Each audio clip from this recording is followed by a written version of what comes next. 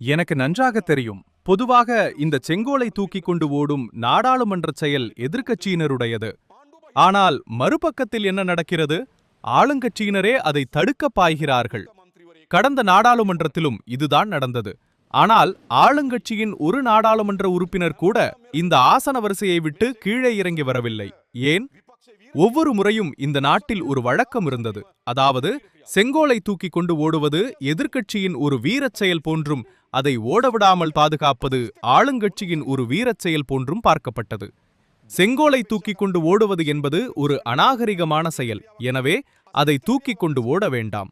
செங்கோலை தூக்கி தோளில் வைத்துக் கொண்டு ஓடுவதை ஒரு வீரச் செயலாக அல்லாமல் ஒரு அநாகரிகமான செயலாகவே பொதுமக்கள் பார்க்கிறார்கள். பொதுவாக உங்களுக்கு தெரியும், இந்த இடத்தில் அவர்கள் சண்டையிட்டுக் கொள்கிறார்கள். செங்கோலை தூக்குவதற்காக இரு தரப்பும் மோதிக்கொள்கிறார்கள். ஒருவர் அதை தூக்கிக் கொண்டு ஓட பார்க்கிறார், மற்றவர் அதை தடுக்க முயற்சிக்கிறார். ஆனால் இனி அப்படி நடக்கக்கூடாது. இந்த நாட்டிற்கு ஒரு ஒழுக்கம் வர வேண்டும். நான் பார்த்தேன், எதிர்க்கட்சி ஆசனங்களில் 2 உறுப்பினர்கள் மட்டுமே அமர்ந்திருந்தார்கள். மற்ற அனைவரும் கீழே இறங்கி வந்து விட்டார்கள்.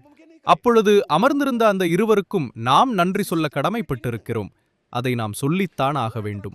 எப்படியாவது இந்த ஒழுக்கத்திற்கான ஒரு முன்மாதிரியை நாம் காட்ட வேண்டும் அல்லவா? யாராவது ஒருவர் எதிலிருந்தாவது இதை ஆரம்பிக்க வேண்டும் அல்லவா? ஒருவரா அல்லது இருவரா? நான் வீடியோவில் பார்த்தவரை 2 பேர் மட்டும்தான். எனவேதான் நான் இதை கூறுகிறேன். நமக்கு என்னதான் வேண்டும்? தயவு செய்து ஒரு ஒழுங்கான கட்டமைப்புக்குள் வாருங்கள். உங்களுக்கு பேசுவதற்கு போதிய சுதந்திரம் இருக்கிறது, ஜனநாயகம் இருக்கிறது, போராடுவதற்கான உரிமை இருக்கிறது. ஆனால் இந்த நாடாளுமன்றத்தில் நான் பலமுறை பார்த்திருக்கிறேன். முதல் 1 மணி நேரத்திற்குள் விவாதங்களை மட்டுப்படுத்த நாம் எவ்வளவு முயற்சித்தோம். நீண்ட காலமாக நம்மால் அதை செய்ய முடியாமல் போயிருக்கிறது. இப்போதும் அது முடியவில்லை.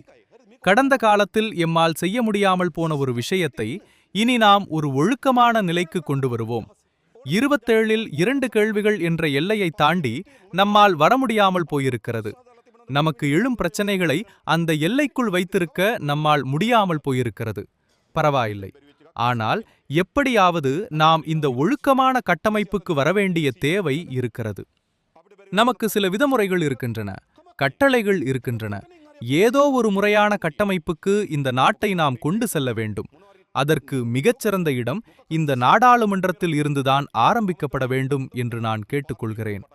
முக்கியமாக நாம் அறிவோம், இந்த நாடு செல்லும் இந்த பயணம் மிகவும் நீண்ட கால, நிலையான, கொள்கை ரீதியான படிகளை நோக்கியே நாம் எடுத்து வைத்துள்ளோம். கிளிநொச்சி தாரணி சூப்பர் மார்க்கெட்டின் 3ஆம் ஆண்டு நிறைவு விழா. அதிர்ஷ்ட குழுக்களில் 50 பேருக்கு அழகிய சார்கள். இன்று வாங்குங்கள்.